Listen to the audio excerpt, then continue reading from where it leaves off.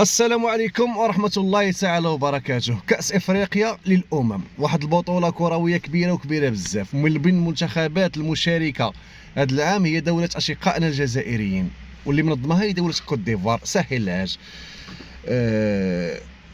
المنتخب الجزائري أكيد بقيادة ديال الناخب الوطني جمال ملباضي اللي كنحييه المخضرم بلايلي، والصديق ديالك اللي كتحييه هو الابراهيمي. الصراحه عزيز عليك اللي كيلعب الإبراهيمي. في قطر هو لاعب دولي كبير ومولف باجواء ديال الصهد وداك الشيء. كان يكون في كوت ديفوار يعطيك شر.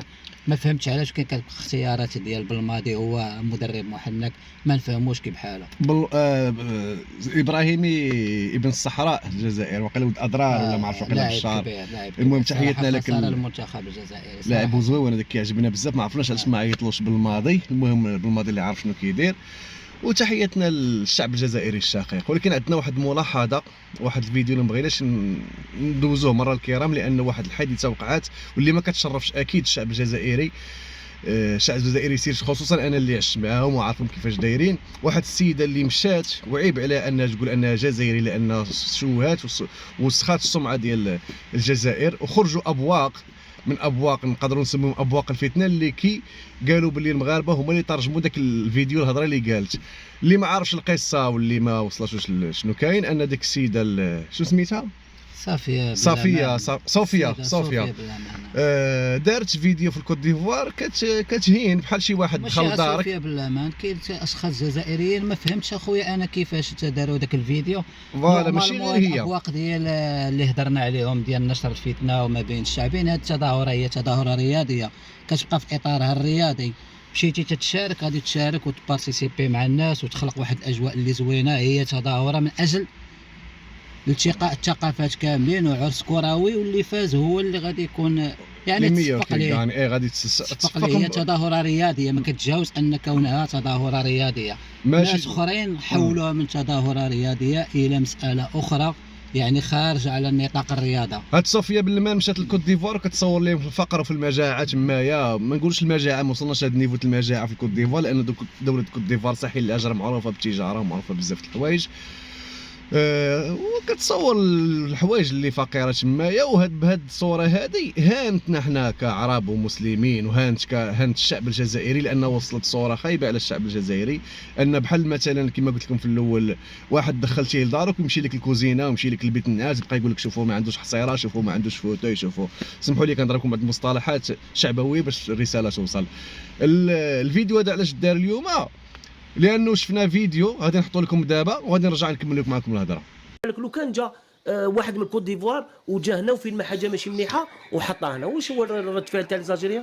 اكيد قبل ان نذهب فقط الى زهير، لكن الامر الذي تعدى الحدود ابراهيم هو هناك فئه موجوده في الكوت ديفوار، يعني هي من قامت بترجمه هذا الفيديو للايفواريين واستغلت الامر، يعني زاد شعلت نار الفتنه. بارك الله فيك. معليش. الفيديو اكيد الفيديو انتشر صح، لكن من قام بالترويج لذلك الفيديو وتحويله الى امور اخرى هذا ثاني ايضا شعل نار الفتنه. ماهوش مشكله. احنا على بال اللي خلاني ندير هذا الفيديو هو هذا المذيع هذا. عرفتي واش شفت هذه اللقطه ديال ان المغاربه قال لي راه المغاربه هما اللي ترجموا ليهم. والله خويا الا هما افارقه عايشين معنا هنا في المارشي كيبيعوا الخضره اكثر احسن من المغاربه، وكيهضروا بالدارجه احسن من المغاربه. والله القسم الا عيب. وانت ماشي ما كتشرفش الصحافه الجزائريه باش تكون شاد. هادشي شنو اللي واقع اخي كريم. دابا المشكل ديال اللي ما عارفش واللي ما جايش للمغرب ما يعرفش الثقافه، كيفاش اننا بدوله استقبال ودوله كيفاش عايشين مع الافارقه، كيفاش عايشين مع الافارقه كيهضروا بالدارجه احسن منا. عادي جدا. والمشكل ماشي هو شكون اللي ترجم الفيديو. هذا الصحفي اللي كيهضر بغى ينشر الفتنه راه عارف هو شنو كاين، هو بغى يخدم واحد الاجوندا. المشكل هو في اللي دار الفعل، خلى اللي دار الفعل مشى خلى المشكل وكيشوف الهامش. المشكل ما نهضروش على شكون اللي ترجم مغربي او ترجم اجنبي او ترجم ليبي والمشكل في ان كيفاش سبب المشكل تعالج التصريحات المشكل من المصدر. الجزائريين تما كان عليك انت تعالج المساله من المشكل فين كاين، ماشي شكون اللي ترجم راه ما كيهمش ترجم مغربي او ترجم تونسي او ترجم خاصك تعالج الفعل انك كيفاش تجعل من نفسك راه الجزائريين بينوا شي وحدين صوره خايبه. شي وحدين ماشي كلهم، ماشي كلشي بطبيعه الحال. حنا اخوه بعد هذا الخطاب ديال الكراهيه انا بعدا كان ما كنفندوا عزيزش عليا، وحنا خوا مع الجزائريين وكنحبوا لهم الخير ونتمناهم حتى هما يحبوا لنا الخير.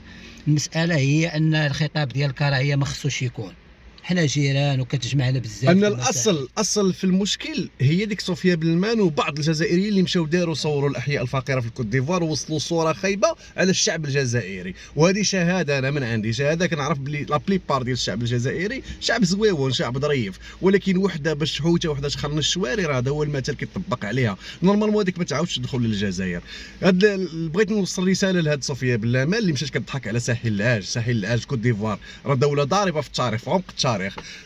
وكو كانت ماشي فرنسا اللي انت عايشه عندها، هاد صوفيا بلمان راه عايشه في فرنسا وكتضحك على الكوت ديفوار علاش بقاو في الفقر. فرنسا هي اللي جوعت الكوت ديفوار. المهم خوتي نحبسوا هنا باش ما ندخلوش في منحى اخر سياسي ولا اي دوله راه عندها الفقر بيان وعندها سور. الغنى، وحنا ضايفين عند شي ناس ما خصناش نبينوا المسائل اللي خايبين. راه في الولايات المتحده الامريكيه وفي الدول العظمى راه كاينين ناس عايشين على الهامش، ماشي انا غادي نمشي ونبقى نصور نقول لهم هادي وهادي وهادي. لا كانت كتبغي تكومباريزي مثلا هاد صوفيا بلمان ولا شي، انا كنشك بان حتى هي كتخدم شي اجنده اجنبيه. كان لا تكومباري ما بين قطر اللي عاد داز المونديال وتكومباري بين الجزائر.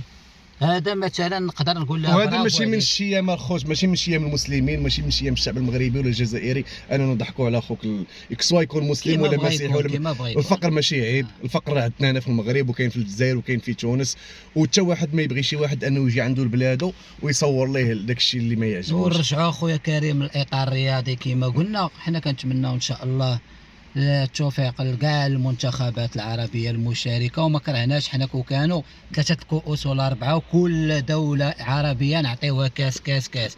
مي كتبقى تظاهره رياضيه. بطبيعه الحال انا مغربي غادي نحب اننا المغرب اللي ديها اللي تكاليفا هي اللي تكاليف، ولكن ديك الساعه هي في اطار كروي. سالات كره غادي نصفقوا عليهم. ورحنا شجعنا الشعب الجزائري، شجعنا المنتخب، راه تفرجت انا والصديق والاصدقاء، شجعنا جميع. عجبني البيت ديال اللي تسلل ديال بونجاح، هذاك السيزو هذاك ما كرهتوش. كنت دخل رامي لنا يبقى في التاريخ بيت واعر بلايلي بين مزيان. بونجاح لعب مزيان، محرز ما شفناش، ما بانش في ذاك الماتش. المنتخب الجزائري منتخب كبير زعما عيب انه يقع في هذا المستنقع ديال بحال هاد الابواق الفتنه. خلوها بالماضي يخدم، هاد المسائل اللي كتوقع دابا وهذه راه كتشوش على الرياضه. حيدوا السياسه من الرياضه وخليها في اطار الرياضي ديالها.